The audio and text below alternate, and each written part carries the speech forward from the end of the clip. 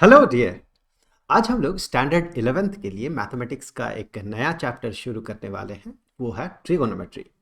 तो देखिए, ट्रिगोनोमेट्री के बारे में इससे पहले स्टैंडर्ड 10th में आप लोगों ने थोड़ा बहुत पढ़ा होगा, 9th 10th में। तो वहाँ से आगे बढ़ते हुए इस बार स्टैंडर्ड 11th में हमें ट्रिगोनोमेट्री के बारे में बहुत बहुत सारी चीज़ें जाननी है। तो यहाँ सबसे पहले ट्रिगोनोमेट्री शुरू करने से पहले हमें हमारे पास एंगल के बारे में एक फंडामेंटल आइडिया होना चाहिए।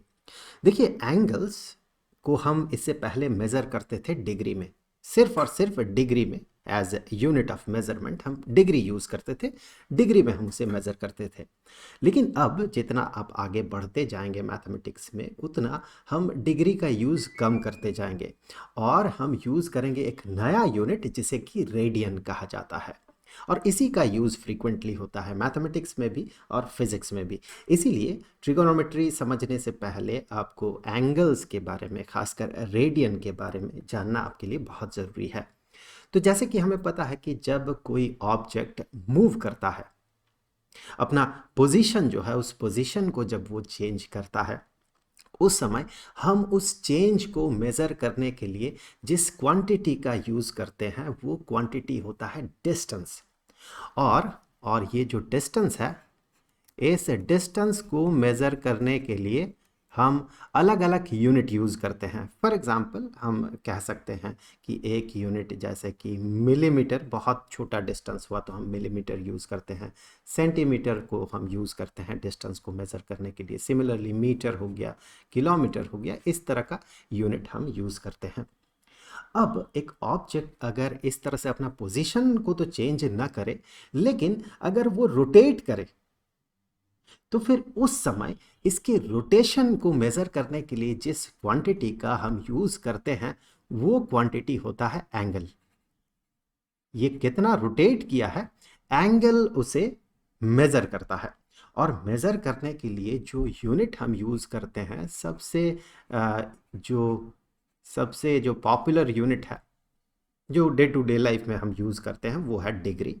और साइंटिफिक टर्म में या साइंस के फील्ड में एंगल को मेज़र करने के लिए हम जिस यूनिट का यूज़ करते हैं वो है रेडियन।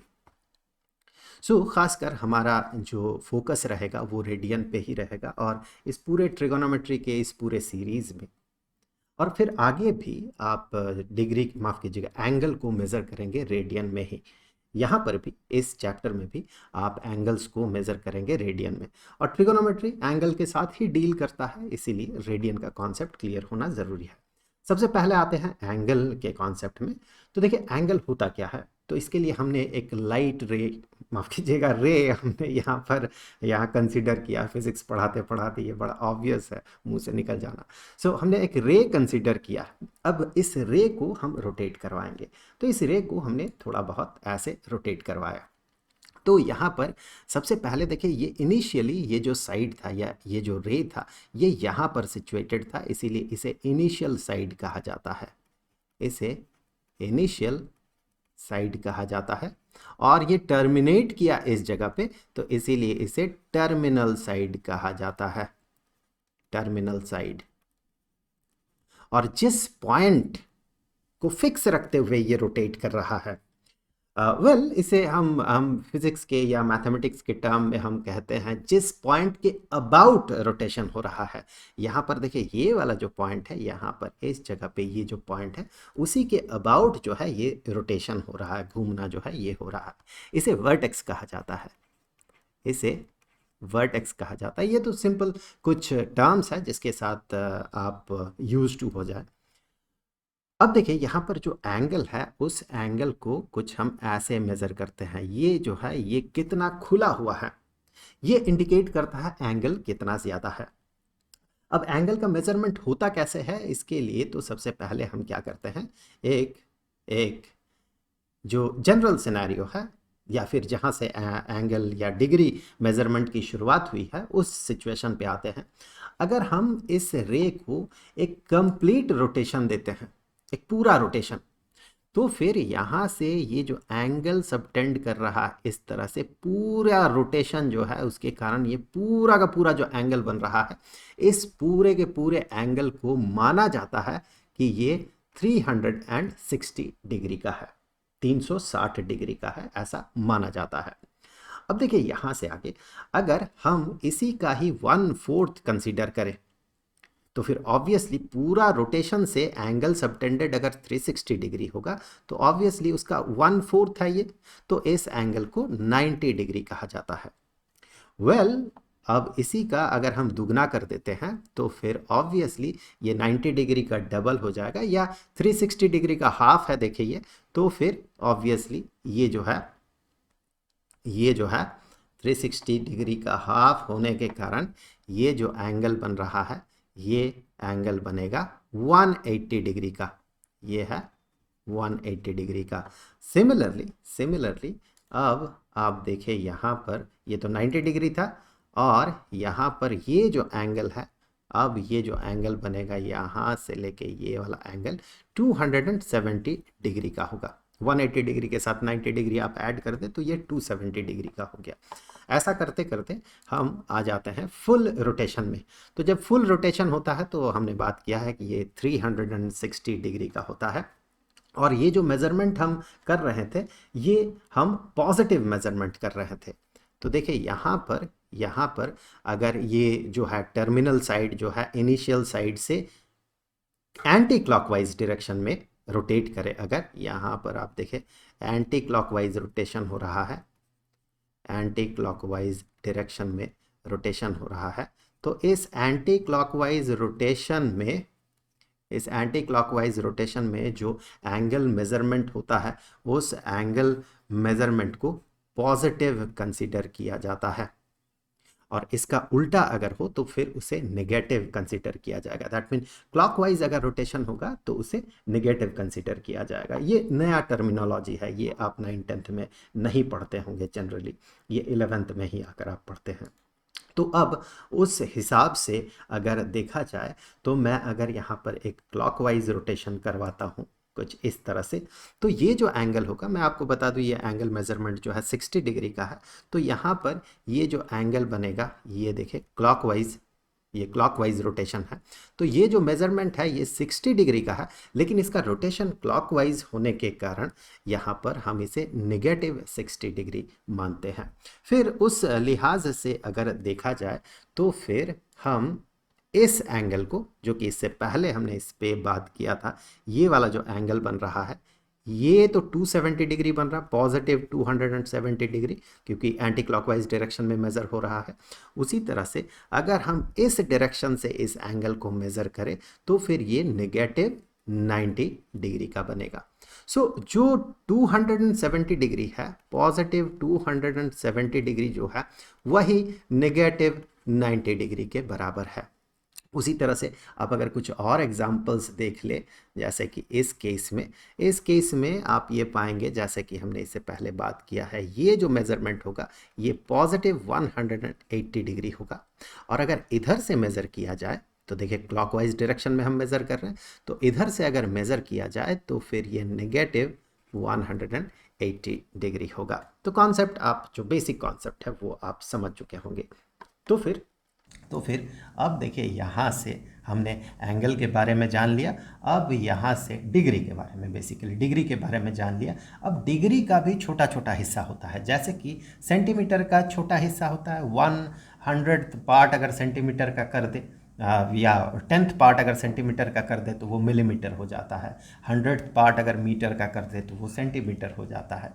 इसीलिए इसी तरह से अगर हम डिग्री को भी छोटे छोटे हिस्से में स्प्लिट करें, यहाँ पर ये जो डिग्री आपको दिख रहा है, ये जो एंगल आपको दिख रहा है, ये बहुत छोटा सा एंगल है। यहाँ पर ये जो एंगल आप देख रहे हैं ये 1 डिग्री का एंगल है। अब इसे अगर छोटे छोटे हिस्सों में तोड़ दिया जाए, ये तो 1 डिग्री का एंगल है, 1 डिग्री के एंगल को अगर हम 60 हिस्सों में तोड़ दें, 60 पार्ट्स, इसे मैं फ़िलहाल तो ग्राफिकली तोड़ नहीं सकते हम लोग, क्योंकि इतना छोटा हो जाएगा वो दिखेगा नहीं। अगर 60 हिस्सों में हम उसे तोड़ दें तो एक एक हिस्से को 1-1 मिनट कहा जाता है, बेसिकली उसे आख मिनट कहा जाता है, हम इन शॉर्ट इसे मिनट ही कहेंगे। सो 60 मिनट मिलके, वैसे ये जो मिनट है टाइम वाला मिनट नहीं है, ये एंगल वाला मिनट है, तो दोनों में आप कंफ्यूज्ड ना हो जाए, आपको थोड़ा अलर्ट रहना पड़ता है कि कौन कौन किस तरह के मिनट के बारे में बात किया जा रहा है, क्या ये एंगल वाला मिनट है या टाइम वाला मिनट है, वो तो कॉमन सेंस से आपको पता चल जाएगा। अब जैसे कि हम बात कर रहे थे कि जो 60 डिग्री है, 60 minute, I am sorry, 60 minute जो है ये बराबर हो जाता है 1 डिग्री के। डिग्री को हम इस तरह से रिप्रेजेंट करते हैं, तो 60 मिनट 1 डिग्री के बराबर हो जाता है। और इसी मिनट को हम ऐसे न रिप्रेजेंट करके हम चलिए इसे कुछ इस तरह से रिप्रेजेंट करते हैं, यहाँ इसमें एक डैश लगा दें, तो ये हो गया 60 मिनट। तो 1 मिनट जो है 1 डिग्री का 60th पार्ट है। उसी तरह से एक मिनट जो है, 1 मिनट 60 सेकंड के बराबर हो गया, 60 सेकंड के बराबर होता है। यहाँ पर भी सेकंड जो है टाइम वाला सेकंड नहीं है, बल्कि इसे आर्क सेकंड कहा जाता है और ये एंगल वाला सेकंड है। चलिए इसे मैं थोड़ा सा यहाँ से हटा के लिख देता हूँ। और जो हम बात कर रहे थे 60 मिनट 1 डिग्री के बराबर है और 60 सेकंड 1 मिनट के बराबर है। तो 60 सेकंड में 1 मिनट और 60 मिनट्स में 1 डिग्री होता है। मतलब ये जो 1 डिग्री है इसे 60 हिस्सों में आप तोड़ दे तो एक हिस्सा बनेगा 1 मिनट, उस 1 मिनट को आप 60 हिस्सों में तोड़ दे तो एक हिस्सा बनेगा 1 सेकंड। तो ये बेसिक आइडिया था मिनट और सेकंड के बारे में, ये डिग्री का ही छोटा छोटा पार्ट है। अब यहाँ से आगे बढ़ते हुए हमें जानना है कि रेडियन क्या होता है।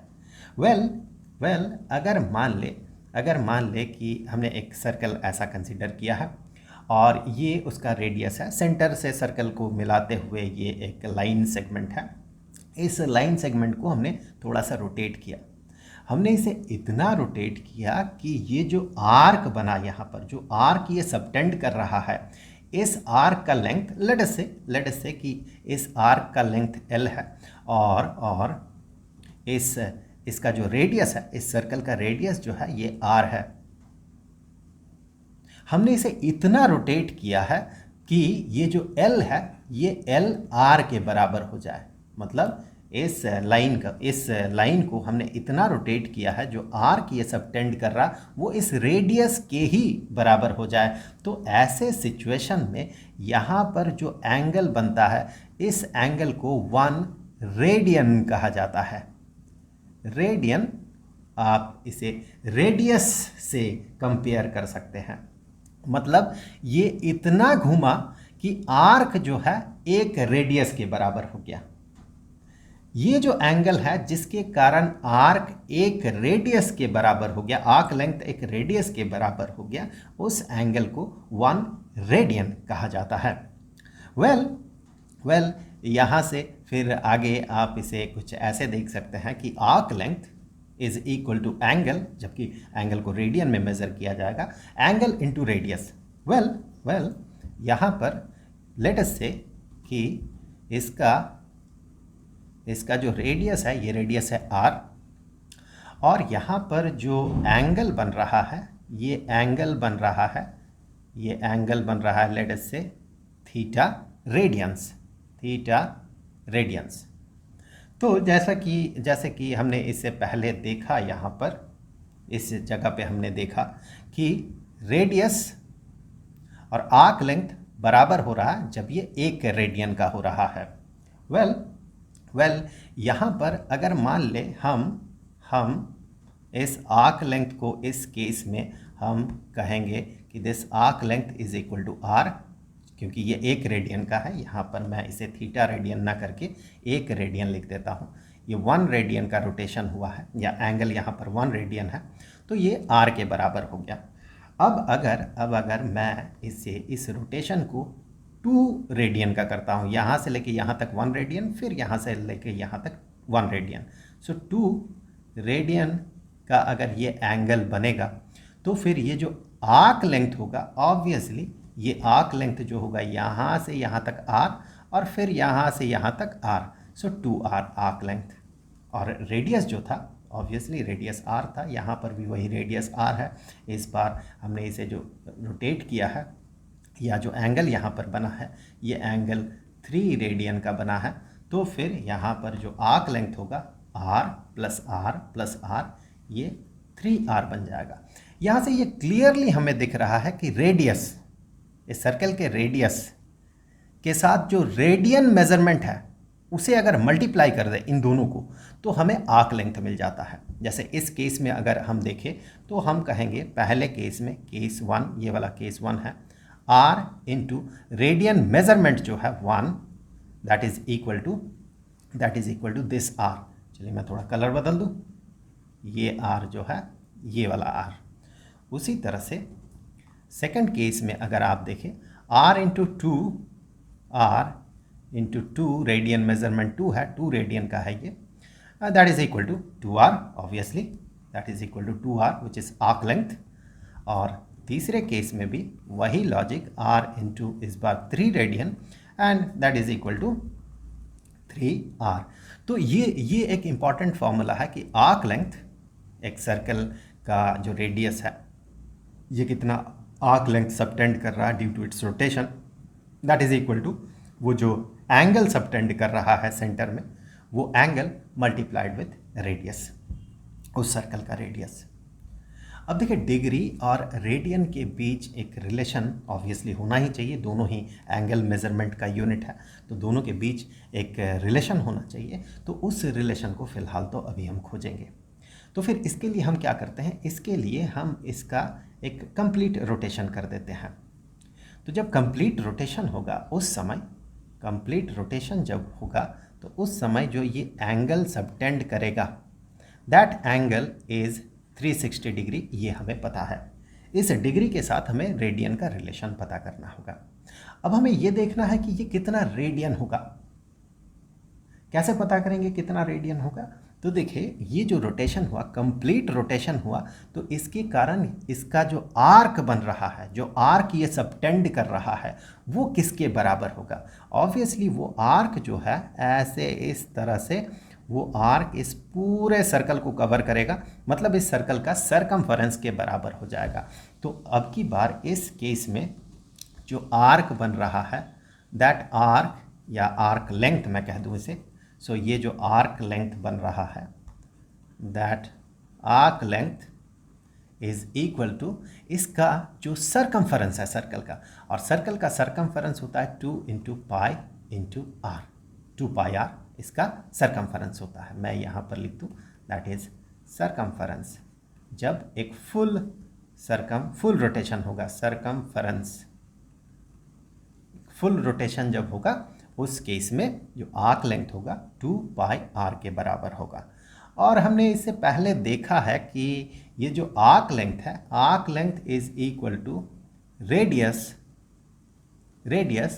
मल्टीप्लाइड विथ, रेडियस के साथ हमें मल्टीप्लाई करना होगा एंगल, तब हमें आर्क लेंथ मिलता है। एंगल और इसका मेजरमेंट रेडियन में होगा। तो फिर ऑब्वियसली यहाँ से अगर आर्क लेंथ हमें पता है, रेडियस हमें पता है, ऑब्वियसली रेडियस आर ही है, इसीलिए तो हमने यहाँ 2 पाई आर कहा इस सर्कल के सरकमफेरेंस को। तो यहाँ जो रेडियस है इसका ये आर है, तो रेडियस हमें पता है, आर्क लेंथ हमें पता है, एंगल हम मेज़र कर ही सकते हैं यहाँ से या कैलकुलेट कर ही सकते हैं यहाँ से, और जो भी कैलकुलेशन से निकल के आएगा एंगल का वैल्यू वो रेडियन में होगा। तो यहाँ से हम कह सकते हैं कि एंगल इस केस में जो कि 360 डिग्री के बराबर है, वो वाला एंगल किसके बराबर हो रहा है ये हम देख रहे हैं। So angle is equal to arc length divided by radius.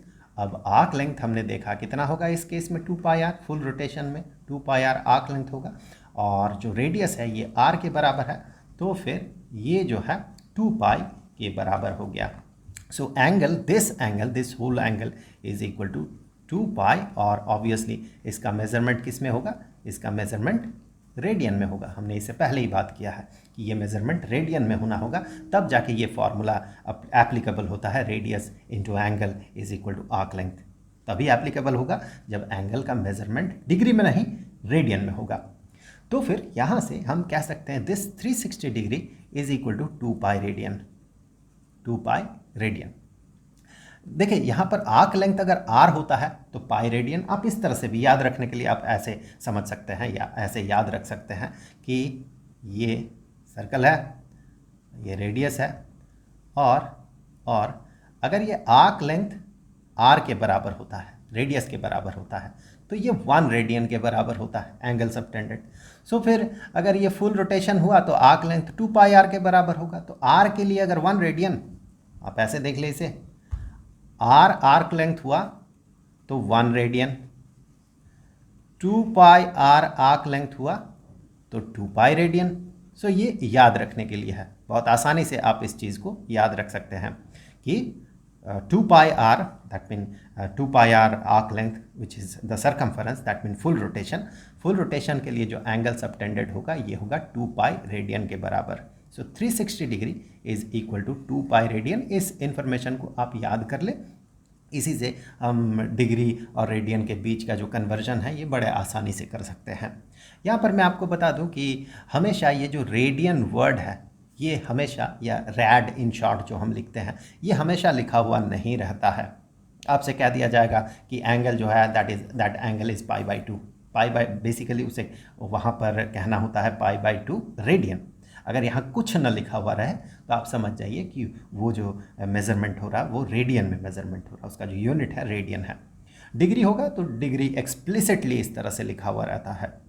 60 degree की अगर बात करें तो 60 के बाद डिग्री लिखा हुआ रहता है, and 60 degree is equivalent to pi by 6 radian. So जब रेडियन में ये मेज़रमेंट रहेगा तो हो सकता है आपसे कहा जाए कि that is equal to pi by 6, और रेडियन हो सकता है लिखा हुआ ना रहे। तो इसमें आप कंफ्यूज्ड ना हो। अगर यहाँ पर कुछ भी ना लिखा हुआ रहे तो उसका मतलब ही होता है कि मेज़रमेंट रेडियन में हो रहा है। तो यहाँ पर जो बेसिक रिलेशन है डिग्री और रेडियन के बीच, ये आप समझ गए। आपको सिर्फ याद रखना है कि 360 degree is equal to 2 pi radian. इसका आधा भी आप याद रख सकते हैं कि 360 डिग्री का आधा होता है 180 डिग्री। सो आप ये भी याद रख सकते हैं कि 180 degree is equal to pi radian. So 180 degree is equal to pi radian, या फिर 360 degree is equal to 2 pi radian. इनमें से कुछ भी आप याद कर ले। तो यहीं से हम कोई भी मेज़रमेंट डिग्री में रहे या रेडियन में रहे उसे वाइस वर्सा हम कन्वर्ट कर सकते हैं, डिग्री से रेडियन में, रेडियन से डिग्री में। कुछ एग्जांपल देख लेते हैं। एक रेडियन को डिग्री में हमें कन्वर्ट करना है, तो एक रेडियन को डिग्री में हम कन्वर्ट करेंगे। सो हमें पता है कि 360 degree is equal to 2 pi radian. तो 1 रेडियन इज इक्वल टू, अब हम क्या करते हैं, यहाँ से इस रेडियन को हटाना है और रेडियन के जगह पे डिग्री लाना है। और हमें पता है 360 degree is equal to 2 pi radian. तो फिर यहाँ से हम ये तो कह ही सकते हैं कि 360 degree divided by 2 pi radian is equal to 1। ये दोनों चूंकि बराबर है, चूंकि ये टर्म इस टर्म के बराबर है, तो एक से दूसरे को अगर हम डिवाइड करते हैं तो हमें आंसर में 1 मिलेगा। दोनों क्वांटिटीज़ बराबर है। अब 1 को हम किसी भी क्वांटिटी के साथ, किसी भी वैल्यू के साथ मल्टीप्लाई कर सकते हैं। यहाँ पर इस वैल्यू के साथ अगर हम 1 मल्टीप्लाई करें तो इस वैल्यू में कोई तो चेंज आएगा नहीं, तो 1 मल्टीप्लाई कर ही सकते हैं हम। तो यहाँ पर क्या कर देते हैं, इसके साथ 1 मल्टीप्लाई कर देते हैं। कुछ इस तरह से मल्टीप्लाई करते हैं कि रेडियन कट जाए, रेडियन हट जाए और डिग्री वहाँ पर आ जाए। तो इसके लिए हम इस टर्म को, जो कि 1 के बराबर है, इस टर्म को यहाँ पर मल्टीप्लाई कर सकते हैं इसके साथ। So that 1 radian is equal to 1 radian into 1, और 1 के जगह पे हम लिख लेते हैं 360 degree divided by 2 pi radian. तो फिर यहाँ से आप देखिए ये जो रेडियन है, रेडियन कैंसिल हो गया, और यहाँ पर यूनिट के तौर पे बचा हुआ है 360 डिग्री। माफ़ कीजिएगा, यूनिट के तौर पे बचा हुआ है डिग्री, और न्यूमरेटर में है 360 degree. Well so 360 divided by 2 is 180 divided by pi, and we know इतना डिग्री होगा, ये इतना डिग्री। और हमें पता है कि पाई जो है, जब सरकमफरेंस हम कहते हैं, सरकमफरेंस सर्कल का, that is equal to 2 pi r, उस समय इस पाई का मतलब क्या होता है, इस पाई का मतलब होता है 3.1415 एंड सो ऑन। अगर हम यहाँ पर उस वैल्यू को इंसर्ट करें, सो 180 degree divided by 3.1415 and so on, मैं डॉट लगा सकता हूँ, हम लोग डॉट लगा सकते हैं, वैसे समझाने के लिए मैं यहाँ पर डॉट लगा देता हूँ, चलिए, because this is not the exact value. चलिए इसे हटा ही देते हैं, this is not the exact value, आपको पता है this is not the exact value. Approximately, that is approximately, pi is approximately equal to 3.14. Well, हम अगर कैलकुलेट करें, so it comes out to be 57 degree and कुछ minutes, 16 या 17 minute के आसपास आता है, आप इसे कंफर्म हो जाइएगा ये। सो 57 डिग्री 16 मिनट के आसपास ये आता है, ये value. That mean 1 radian is equal to 57 degree 16 minute. Well, अभी अगर मान ले हम कन्वर्ट कर रहे हैं 90 डिग्री को रेडियन में हम कन्वर्ट करेंगे, सो 90 डिग्री को रेडियन में कन्वर्ट करेंगे। हाँ, इससे पहले मैं आपको बता दूं कि ये जो हमने प्रोसेस अपनाया है, ये फिज़िक्स में हम अक्सर अपनाते हैं, इसे यूनिटी ब्रैकेट मेथड कहा जाता है। हम एक वैल्यू को 1 से मल्टीप्लाई करते हैं, इस तरह से उस 1 को इस तरह से हम कॉइन करते हैं, इस तरह से बनाते हैं कि दो इक्वल वैल्यूज़ के रेशियो के तौर पे 1 को रखते हैं और उस फ्रैक्शन को हम इंसर्ट करते हैं, यहाँ पर मल्टीप्लाई करते हैं 1 के तौर पे, और फिर ऐसे इंट्रोड्यूस करते हैं ताकि जो गिवन यूनिट है वो गिवन यूनिट हट जाए, जैसे यहाँ पर रेडियन हट गया, और डिज़ायर्ड यूनिट जो है वो डिज़ायर्ड यूनिट यहाँ पर आ जाए। बस उसी लॉजिक को हम यहाँ भी अप्लाई करेंगे। So 90 degree, question number 1, 90 degree को रेडियन में कन्वर्ट करना है, तो हम क्या करेंगे, that is equal to 90 degree into something, कुछ हम मल्टीप्लाई करेंगे जो कि 1 के बराबर होना चाहिए।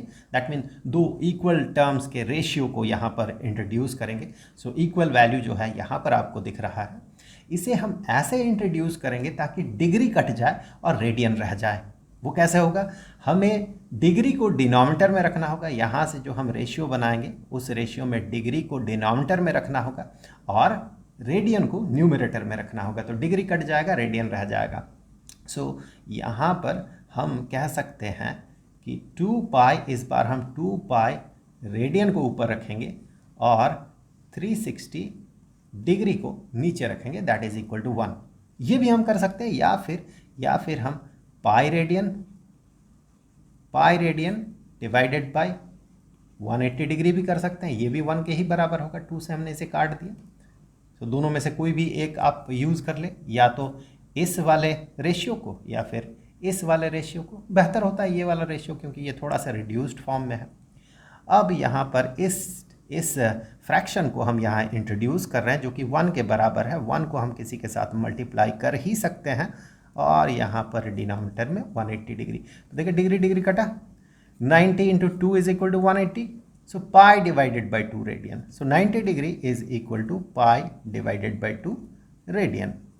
अक्सर 90 डिग्री को रिप्रेजेंट करने के लिए आपको दिया जाएगा पाई बाई 2, सिर्फ रेडियन लिखा हुआ नहीं रहेगा, तो वो ऑब्वियस है कि वो रेडियन में बात किया जा रहा है। जैसे कि कह दिया जाएगा साइन ऑफ पाई ओवर 2, तो इसे आपको समझना होगा, पाई ओवर 2 रेडियन है, ये पाई ओवर 2 रेडियन में मेजरमेंट हो रहा है, एंड साइन 90 डिग्री, मतलब ये साइन 90 डिग्री की बात किया जा रहा है, और sine 90 degree is equal to, हमें पता है that is equal to 1, so this thing is equal to 1। Well, ये तो एक एग्जांपल था आपको समझाने के लिए। दूसरा वाला प्रॉब्लम अगर हम सॉल्व करते हैं, 18 डिग्री, सेम प्रोसेस से हम आगे बढ़ रहे हैं। सो 18 डिग्री इंटू, इस बार भी इसी टर्म को हम इंट्रोड्यूस करेंगे, रेडियन को रखेंगे न्यूमरेटर में और डिग्री को रखेंगे डिनोमिनेटर में। सो यहाँ 18 degree into 10 is equal to 180 degree, so that is equal to pi over 10 इतना रेडियन। उसी तरह से तीसरा प्रॉब्लम जो है 40 degree 20 minutes. Well, 40 degree 20 minutes को तो सबसे पहले ये दो अलग अलग यूनिट्स में है, इसे सिंगल यूनिट में हमें कन्वर्ट करना होगा। इसे हम क्या कर देते हैं, इसे हम डिग्री में कन्वर्ट करेंगे। कैसे डिग्री में कन्वर्ट करेंगे, तो देखिए 40 डिग्री प्लस 20 मिनट, इसे हम कह सकते हैं 40 डिग्री एंड 20 मिनट का ही मतलब होगा 40 degree plus 20 minute, and that is equal to 40 degree और ये मिनट जो है एंगल वाला मिनट है। सो हमें पता है, चूँकि हमें पता है कि 60 minute is equal to 1 degree, ये हमें पता है। सो उस लॉजिक से हम कह सकते हैं 20 मिनट जो है, 20 मिनट 1/3 ऑफ डिग्री के बराबर होगा, 1/3 डिग्री के बराबर होगा। या फिर आप कह सकते हैं 20 डिवाइडेड बाई 60 इतना डिग्री के बराबर होगा। आप यहाँ पर कन्वर्ट भी कर सकते हैं, यहाँ से चलिए मैं कन्वर्ट कर देता हूँ। 20 मिनट को डिग्री में कन्वर्ट करते हैं। हमारे पास ये वाला इन्फॉर्मेशन है, तो हम क्या करेंगे, 1 से इसे मल्टीप्लाई कर सकते हैं, यूनिटी ब्रैकेट मेथड। हम डिग्री वाला टर्म को ऊपर रखेंगे, बिकॉज ये दोनों चूँकि बराबर है, तो डिग्री वाला टर्म को हम ऊपर रखेंगे और मिनट वाला टर्म को नीचे रखेंगे। तो यहाँ से सीधा ये जो मिनट है कैंसिल हो जाएगा, और 20 × 3 is equal to 60, so that is equal to 1 divided by 3 degree. So 1 divided by 3 degree. So 40 degree plus 1 divided by 3 degree, इसे हम कैलकुलेट कर लेते हैं एक बार। That is equal to denominator में 3 और यहाँ से 120 प्लस 1, सो 121 इतना डिग्री। ये जो है ये इंडिकेट कर रहा है 40 डिग्री 20 मिनट को। अब इसे हम रेडियन में कन्वर्ट कर रहे हैं, so that is equal to 121 divided by 3 इतना डिग्री इनटू अब हमें इसे रेडियन में कन्वर्ट करना है। सो यहाँ से ये pi radian divided by 180 degree. Well ये कैंसिल तो नहीं होगा, 1 2 1 कैंसिल आई थिंक नहीं होगा। सो ये हो गया 121 डिवाइडेड बाय, यहाँ डिग्री कैंसिल हो जाएगा, डिग्री और डिग्री कैंसिल हो गया। सो 121 डिवाइडेड बाय 720, ये divided by 540, sorry divided by 540 इतना रेडियन। सो हमने इसे रेडियन में कन्वर्ट कर लिया। वेल अब एक एग्जाम्पल है एनसीईआरटी का एग्जाम्पल। यहाँ पर कहा गया minute hand of a watch. ये एक घड़ी का मिनट वाला कांटा है, जिसकी लंबाई, जिसका लेंथ जो है, ये लेंथ कहा गया है, दिस लेंथ इज 1.5 सेंटीमीटर। ये वाला लेंथ जो है 1.5 सेंटीमीटर। 40 मिनट में इसका जो टिप है, ये जो टिप है 40 मिनट में, ये जो टिप है, ये टिप का मूवमेंट देखिए, इस तरह से टिप का मूवमेंट हुआ। ये जो रेड लाइन आपको दिख रहा है, ये रेड कर्व्ड लाइन जो आपको दिख रहा है, ये इस रेड लाइन पे इसका टिप मूव करेगा। तो ये जो आर्क बना, इस आर्क का लेंथ, मतलब टिप जितना मूव किया तो उतना ही आर्क का लेंथ होगा। ये लेंथ आपको पता करना है। यहाँ पर ये जो 40 मिनट कहा गया है, ये मिनट जो है 10 मिनट, ये वाला मिनट समय वाला मिनट है, ये वाला मिनट एंगल वाला मिनट नहीं है। 40 मिनट देखिए, पूरा घड़ी में 40 मिनट होगा तो ये मिनट का कांटा इतना घूमेगा। सो यहाँ पर ध्यान रखें, ये वाला मिनट जो है समय वाला मिनट है। ये तो कॉमन सेंस से भी आप समझ जाएंगे। तो फिर इसे ट्राई करें, आप एक बार कोशिश करें, वीडियो को पॉज करें और एक बार कोशिश करें। आपको करना क्या होगा, मैं हिंट दे रहा हूँ आपको। सबसे पहले तो आप ये वाला एंगल पता कर लें। यहाँ पर ये वाला जो एंगल होगा, इस वाले एंगल को, ये वाला एंगल जो है, इस वाले एंगल को पता कर लें। पॉजिटिव नेगेटिव कंसिडर करने की ज़रूरत नहीं है, क्योंकि आपसे लेंथ पूछा गया है, आर्क लेंथ पूछा गया, जो कि नेगेटिव नहीं होता है। वेल तो यहाँ पर ये वाला एंगल जो है, इस एंगल को आप पता करें, इस एंगल को आप रेडियन में पता करें, और जो एंगल रेडियन वैल्यू जो निकलेगा, उसको जब आप ये 1.5 सेंटीमीटर जो कि इस मिनट वाले कांटे का लेंथ होगा, उस लेंथ का, जो कि ऑब्वियसली ये जो आर्क बन रहा है, जिस सर्कल का पार्ट है, उसका रेडियस होगा। ये जो आर्क है, इसे आप कंटिन्यू करें तो कुछ ऐसे ये सर्कल बनाएगा। उस सर्कल का रेडियस जो होगा वो है, ये जो मिनट का कांटा है उसका length 1.5 centimetre. So radius into this angle measured in radian, that is equal to arc length. मतलब ये जो लेंथ है रेड कलर से जो हमें यहाँ पर दिख रहा है, जो आर्क दिख रहा है, उसका उसका जो मेज़रमेंट होगा या लेंथ होगा उस फार्मूला से हम पता कर सकते हैं। सो आपका पहला टास्क जो है, आपका पहला टास्क होगा ये वाला एंगल रेडियन में पता करना। वेल, आप ट्राई कीजिए, एक बार कोशिश कीजिए। कर लिया कोशिश आपने? वेल, तो ये एंगल अभी हम पता करेंगे। वेल, यहाँ पर हम कॉमन सेंस लगाते हैं। 60 मिनट अगर होता, 60 मिनट समय वाला मिनट, 60 मिनट में एक कंप्लीट रोटेशन होता, तो अगर 60 मिनट होता, कंप्लीट रोटेशन होता, या 1 रिवोल्यूशन मैं लिख दे रहा हूँ, 1 रिवोल्यूशन, तो 1 रिवोल्यूशन 60 मिनट में 1 रिवोल्यूशन होता, तो 1 रिवोल्यूशन इंडिकेट्स, कितना इंडिकेट करता है, कितना रेडियन इंडिकेट करता है? 2 पाई रेडियन। 60 मिनट में मिनट का कांटा 2 पाई रेडियन घूम जाता या एंगल सबटेंड करता 2 पाई रेडियन। तो फिर 40 मिनट में कितना करेगा? आप यूनिटरी मेथड लगा दें, 40 मिनट में ये कितना एंगल सबटेंड करेगा? तो 2 पाई डिवाइडेड बाय 60 इंटू 40, ये वाला 40, इतना रेडियन, यूनिटरी मेथड। सो अब यहाँ से ये हो गया 2 से कटा, ये 3 से कटा, और ये जो है ये बन गया 4/3 इतना पाई रेडियन, 4/3 पाई रेडियन इतना बना। अब यहाँ से हमें ये देखना है कि 40 मिनट 60 मिनट, एक बार कंप्लीट रिवोल्यूशन। हाँ, अब यहाँ से हमें ये देखना है कि ये जो आर्क लेंथ है, लेट अस से कि ये जो आर्क लेंथ है, that arc length is L। तो फिर ये जो L है इसका वैल्यू हमें पता करना होगा। तो फिर हम कह सकते हैं that arc length L is equal to, जो रेडियस है इसका 1.5 सेंटीमीटर, इनटू जो रेडियन मेजरमेंट है या जो एंगल ये सबटेंड कर रहा रेडियन में, 4/3 पाई, और रेडियन, यहाँ रेडियन लिखने की ज़रूरत है नहीं क्योंकि हमें इस वैल्यू के साथ वैल्यू को मल्टीप्लाई करना होता है। एंगल मेजर्ड इन रेडियन, वो जो वैल्यू होता है उसे मल्टीप्लाई करना होता है। सो यहाँ से 3 into 0.5 that is equal to 2 pi, 0.5 into 4 is 2 into pi, 2 pi centimetre. आप पाई का वैल्यू यहाँ पुट कर सकते हैं, 2 इंटू 3.14, क्वेश्चन में ही कहा गया पाई का वैल्यू आप 3.14 यूज़ कीजिए। वैसे ये एग्जैक्ट वैल्यू है नहीं, अप्रॉक्सीमेट वैल्यू है। सो ये बन गया 6.28, एंड मैं यहाँ सेंटीमीटर लिखना भूल गया था। सो इतना सेंटीमीटर, 6.28 सेंटीमीटर होगा ये आर्क लेंथ। आगे बढ़ते हैं, next question.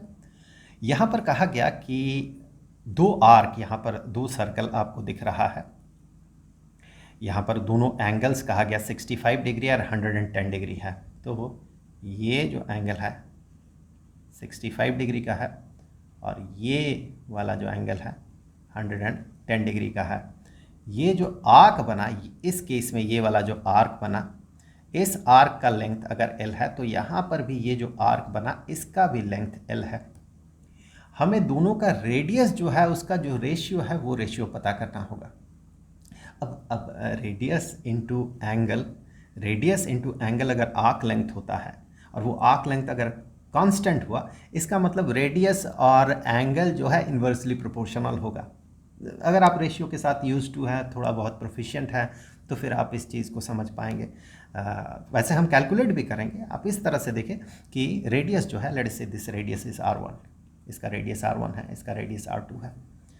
So radius into angle is equal to arc length अगर हो, यहाँ पर ऑब्वियसली वो एंगल मेजरमेंट रेडियन में होगा, बाद की बात है।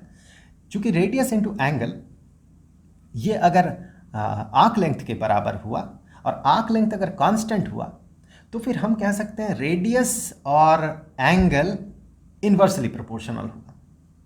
अब एंगल अगर 65 डिग्री और 110 डिग्री में है, तो फिर रेडियन मेजरमेंट में भी इसका रेशियो 65:110 ही होगा। रेशियो में तो कोई चेंज नहीं होगा ना।